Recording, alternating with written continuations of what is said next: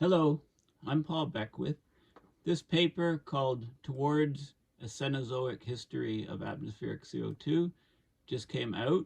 So it's the most up-to-date information that we have on CO2 levels over the past 66 million years.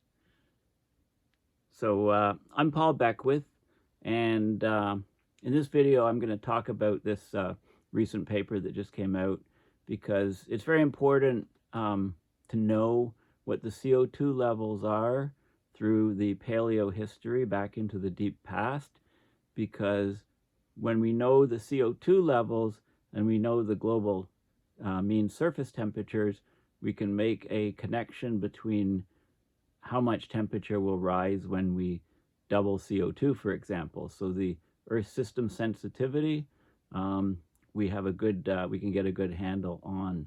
So that's why it's very important. So I'm going to talk about all these things in this video.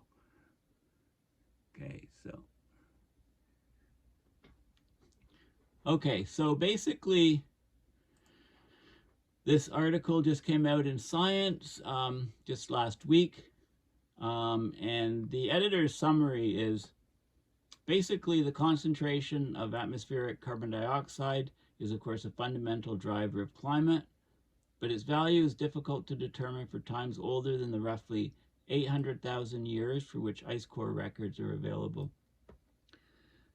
So the thickest ice on Antarctica, it goes back, it gives us a record back to about 800,000 years ago, and we can extract ice, we can extract air bubbles that are trapped in the ice, and we can measure the concentration of greenhouse gases in those bubbles. So it's a direct measurement. And there is some ice that's older, sporadically, going back about 2 million years, so we can get some sporadic data on that. But basically a continuous record going back 800,000 years. So there's this new project called the Cenozoic Carbon Dioxide Proxy Integration Project, a consortium of scientists that they use all of the different proxies which go back further. They're indirect measurements of CO2, and it gives us an atmospheric CO2 record for the past 66 million years ago. It's the most complete record yet available, and it helps establish the role of CO2 in climate, biological, and cryospheric evolution. Okay, so this is the article, and the actual peer-reviewed paper is here. Okay, so this is basically, the top part is a summary, and then we have the full peer-reviewed paper. So let's have a look at what it says. Okay, just getting my setup adjusted. Okay. Okay, so basically, we know that CO2 is the main lever in climate change. We know that the CO2 levels in the atmosphere have increased from 280 parts per million pre-industrial to an average of about 419 ppm in 2022. And this corresponds to an increase in global mean surface temperature of 1.1 Celsius. Now, we know that this is out of date already. We're actually seeing this year the rise is more like 1.5 Celsius in global mean surface temperature. The temperature has really spiked up in the last few years. Global CO2 emissions, as they continue to rise, we can expect atmospheric CO2 to exceed 800 parts per million, perhaps, by the year 2100, somewhere in the range of at least 600 to 1,000. So where's our climate heading? What are we going to see? So we can look into the deep past when the CO2 levels were higher and the planet was warmer to see possibly where we might be headed. The geologic record has periods of both brief and extended intervals of CO2 concentration higher than today, so it gives us opportunities to project the response of the future climate system to increasing CO2. So, for example, global surface temperatures 50 million years ago were about 12 degrees Celsius higher than today.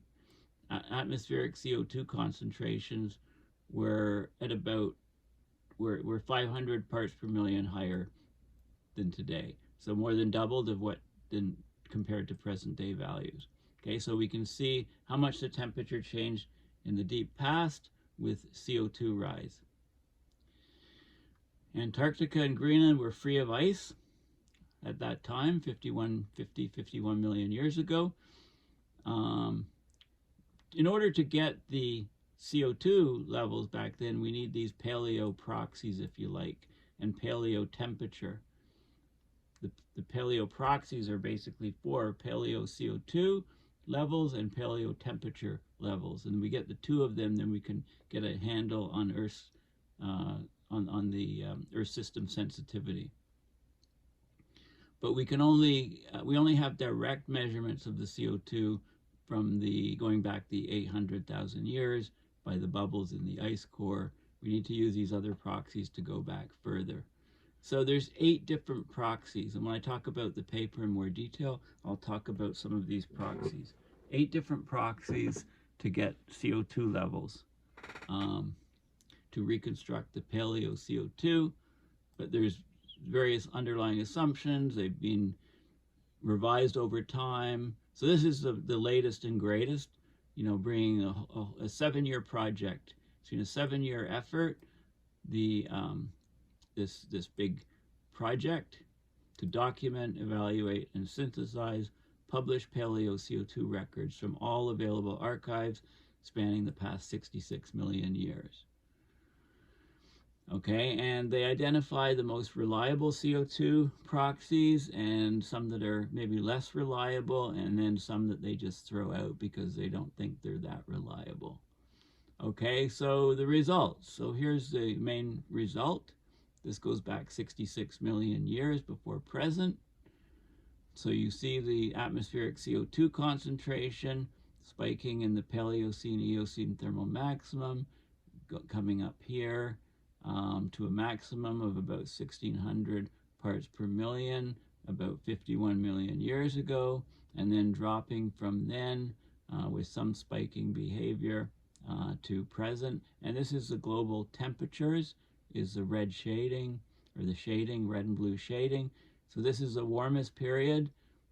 This is relative to pre-industrial, relative to, when CO2 levels were 280 parts per million.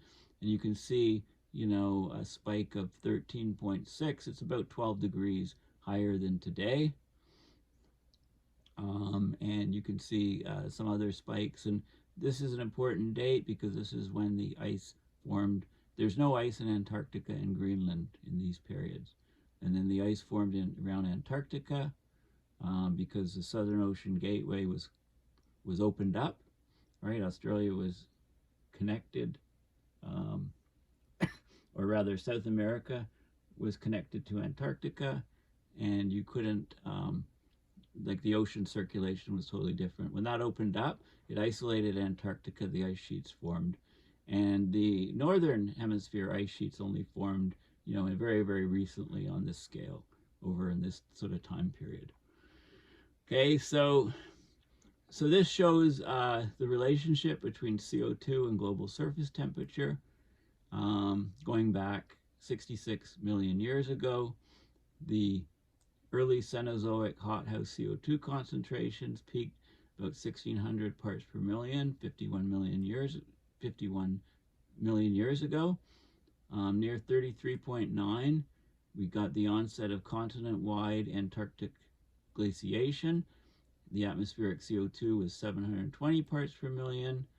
By 32 million years ago, the atmospheric CO2 had dropped to 550, and this coincided with the onset of the spread of plants with carbon concentrating mechanisms that populated the grasslands and deserts today. CO2 remained below this threshold for the remainder of the Cenozoic, continued its long-term decrease to the present. The middle Miocene is about 16 million years ago. That's the last time that CO2 concentrations in the atmosphere were consistently higher than at present. That's this period here. That's this peak here. Okay, Greenland was not yet glaciated. Sea level was some 50 meters higher. Values eventually dropped below 270 parts per million at the Plio-Pleistocene boundary about 2.6 million years ago. This is when Earth approached our current icehouse state of bipolar glaciation, right? We had glaciation in Antarctica from this point. From this point, we gained the glaciation of Antarctica. So we had glaciation on both poles. Okay, so this is a very important community vetted CO2 synthesis. It's the most reliable data available to date, and it improves our understanding of past changes in global climate and carbon cycling, as well as organismal evolution, the evolution of plants and animals. Okay, there's still some areas where there's gaps, so there's always more work that can be done. But let's have a look at the actual paper. Okay, so this is a very key paper on understanding what CO2 was doing over the last 66 million years. It encodes the relationship between climate and atmospheric CO2 over long and short time scales, and as well as potential drivers of important evolutionary transitions. But reconstructing CO2 beyond direct measurements, so as I said, direct measurements are measurements of air bubbles in ice go back about 800,000 years. In Antarctica, there's some regions, small regions, where you can get the odd measurement in older ice. But so to go back further than that, you know, about 800,000 years, we need to look at paleoproxies, and there's 8 different ones at least, and that gives us high fidelity and transparently constructed atmospheric CO2 record spanning the past 66 million years ago. Okay, so there's you know, descriptions and details about it, but let's just have a look at the results to start off. Okay, so this is the okay, so there's different proxies. Okay, and I'll talk a bit more about the proxies in a minute, but there's different proxies. And this is the CO2 level in parts per million, going back to basically from 0 to 70 million years ago. 66 million years ago, right, is for most of the data. Okay, and there's all of these different proxies which give us CO2 levels. And category 1 are the ones that we trust the most. They've been detailed in, with great detail. And category 2 are less trusted, but still probably pretty good. And then category 3, that data is pretty much not used in the reconstructions. Okay, so this is one of the key results, and the proxies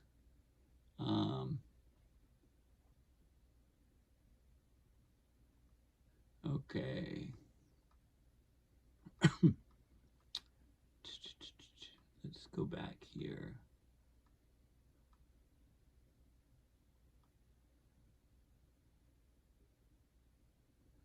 Okay, I must have missed it.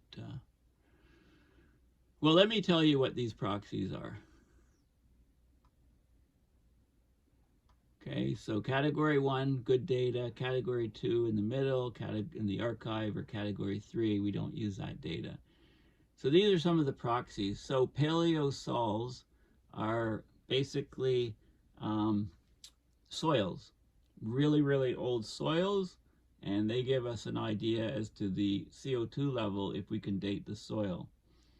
We have vascular plants, which, let me show you what these guys are. So first of all, Cenozoic goes back 66 million years ago until today. It means recent life. During this era, plants and animals look most like those on Earth today. There's different epochs in the era, okay? Different epochs, Miocene, Pliocene, Oligocene, you know, and so on. Okay, The Keeling curve, of course, is very important. It's our record of the CO2 from Hawaii, Mauna Loa, going back to 1958. Diagenetic is when there's changes to the rock, like there's metamorphous igneous sedimentary rock. When there's biological alteration of the sediment, that's called diagenesis. That's a term that's in the paper, which is important to know. The paleosols are the ancient soils. They're ancient soils formed on landscapes of the past. Most of them have been buried in the sedimentary record, covered by flood debris, etc., etc. Okay, so that's one of the proxies for CO2. Lacustrine deposits, another proxy is the minerals that form when a lake dries out. Lacustrine is lake deposits, and nacolite it's a soft, colorless, or white carbonate mineral. So when the lakes dry out, this stuff is left behind, and we can get an idea on CO2 levels if we can date the time when this was formed. Vascular plants are basically large group of land plants that have they have tissue for conducting water and minerals through the plant. So most plants are vascular, and then you have the non-vascular plants. There's no vascular system, like liverwort is an example. Okay, so those are some of the factors. So getting back here, so the stomatal vascular plants, there's stomata on the leaves. These are small holes in the leaves which allow the exchange of CO2 and with the atmosphere. So the higher the CO2 levels, the fewer stomata you need, and the lower the stomatal density, the number on the leaf. The plant, the lower the number of stomata and the size, the less water loss there is, the more water retention there is. So it's a trade-off between the size of the stomata and the water content. So we can use the stomatal index to get an idea as to the CO2 level. It's a proxy for CO2 going back in time. As well as leaf gas exchange is related to that. And then the non-vascular plants are like the liverworts. They have they get their CO2 and in a different fashion, and there's some data points here, not too many. I told you the paleosols are the ancient soils.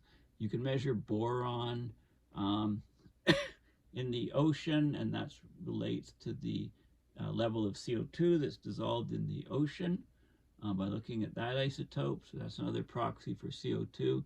And these alkanones, you get phytoplankton absorbing CO2 to grow, and they prefer the lighter CO2. So we can look at the carbon-13, carbon-12 ratio to determine the amount of phytoplankton, the CO2 that they've captured. And they generate these alkanones, which we can then measure as a paleo record for CO2. And basically, we can look at the distribution of, land plants, whether they, the C3 plants, the C4 plants, to get more recent proxies, etc. Right? So there's all of these different ways to measure CO2, the eight commonly used proxies. And this is one of the key results in a different form. So what we're showing here is the blue is the CO2 level. This is going back to 66 million years ago. And what you can see is, this is the boundary where the dinosaurs died off. And these are the CO2 levels peaking at about 1600, 51 million years ago. This is a Paleocene Eocene thermal maximum. This is the early Eocene climate optimum, the middle Eocene climate optimum, the Eocene Oligocene transition, where the ice started forming on Antarctica. Okay, and then you can see that this is the Miocene climate optimum. Northern hemisphere glaciation occurs very, very recently, only about 2.6 million years ago. Okay, so you can see the CO2 levels, and this is the global mean surface temperature relative to pre-industrial. So, you know, it peaks here at about 12 degrees warmer than pre-industrial, or 13.6 warmer than pre-industrial, which is about 12 degrees warmer than today. A bit less, actually. So you can see where that happens. This is global sea level, right? So there was a huge drop here because all of the ice formation in Antarctica. These are the continents. So this is the northern hemisphere. So it remains unglaciated until this period right here, 2.6 million years ago, when you got glaciation in the northern hemisphere. Okay, and this is Antarctica and Australia. You know, Australia's moving away, and you can see that the Antarctica was unglaciated to this point and then became glaciated at this point. And it relates to the separation. It was joined to South America, so the water couldn't just move around. The split here occurred, so there was a southern hemisphere gateway. Now the water could completely circulate around, so Antarctica became isolated climate-wise, and the ice was able to form and has been there ever since. And this is also, this is looking at flora and fauna, different types of trees and stuff through time. And we can look at the wear on animals' teeth from low, you know, wear to higher wear as we go through time. And you can see things like this is the change in the plants increasing after, you know, here, and wear. So the mesowear is on the teeth, and then the teeth, you know, starting off, you know, here, and then becoming, you know, getting incisors and getting longer and so on as the animal species increased in size. Okay, so we've got all of these different signals all on one plot. So this is a very interesting, you know, history, looking at CO2 levels, looking at warming levels, looking at sea levels, and looking at the flora and fauna levels. It's all there. Okay, so that's the key finding.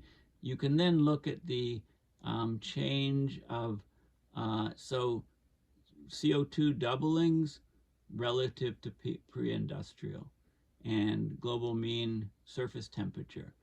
Okay, so after we double CO2, how much does the temperature rise? Okay, and that number, the IPCC number today and the mainstream science number is 3 degrees Celsius. Okay, present day warming, 3 degrees Celsius for a doubling of CO2 above the pre-industrial condition, right, above 280 parts per million.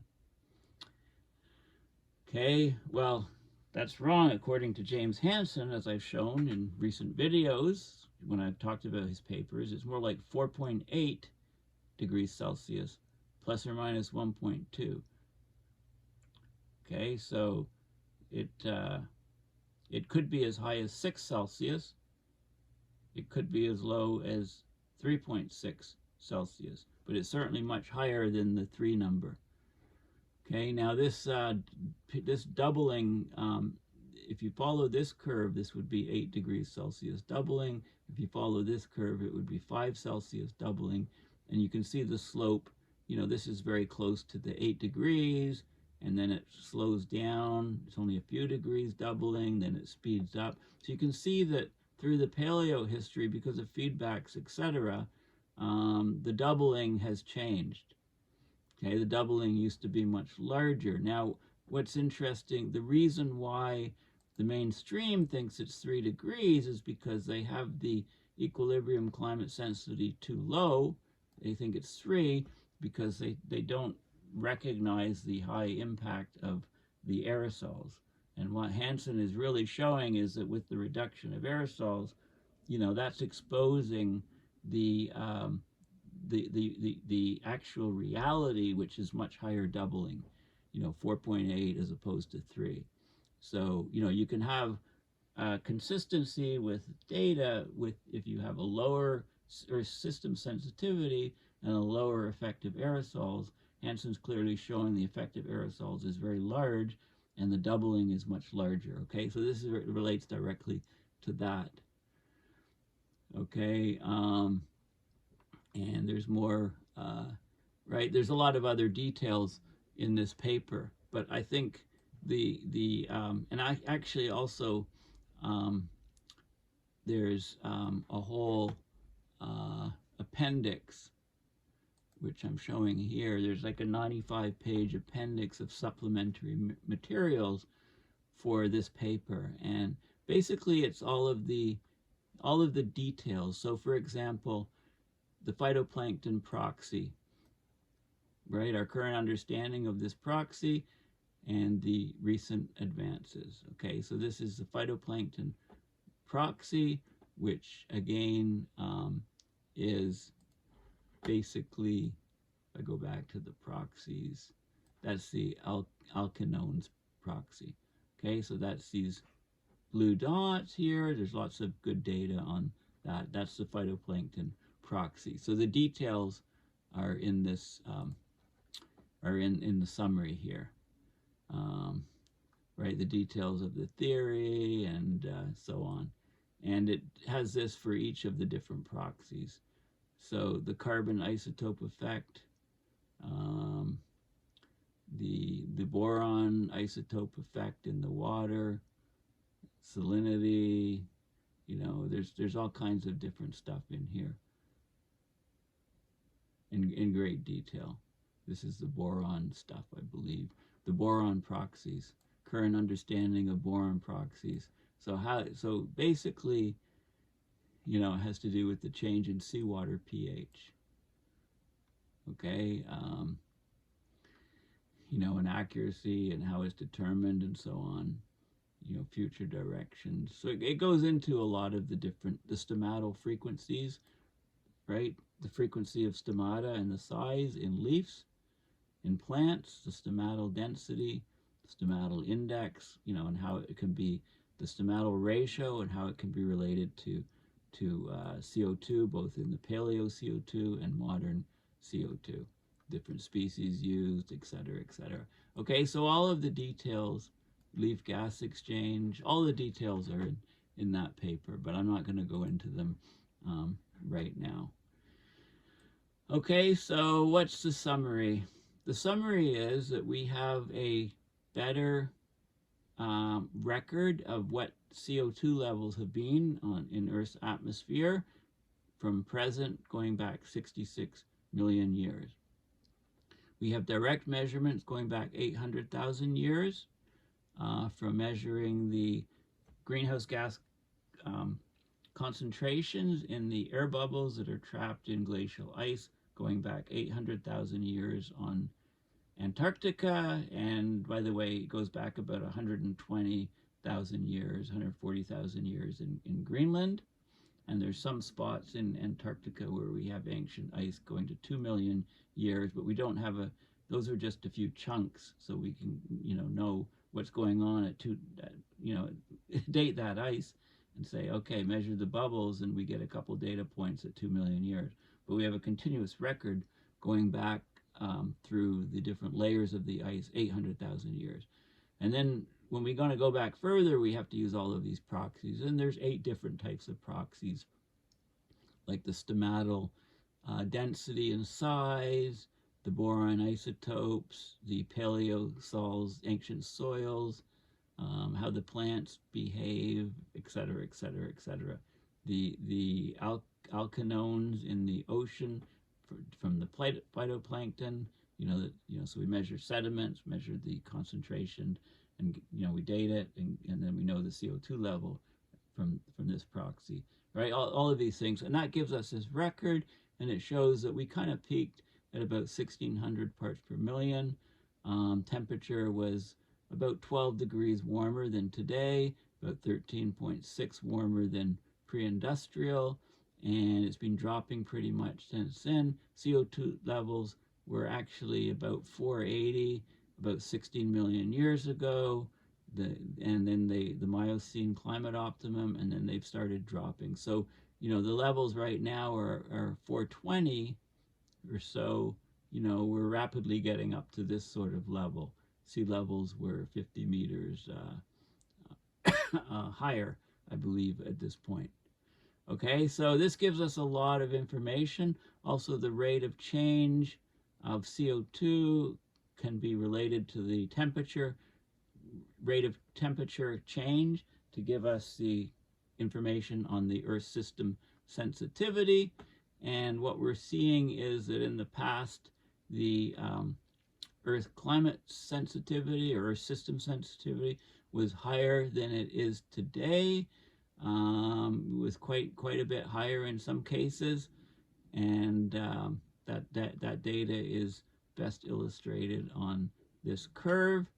The mainstream science thinks it's about 3 degrees right now for doubling of CO2, but Hansen's work is showing this is a complete underestimate. The global dimming is much stronger from the aerosols, and the climate sensitivity is much larger, more like 4.8.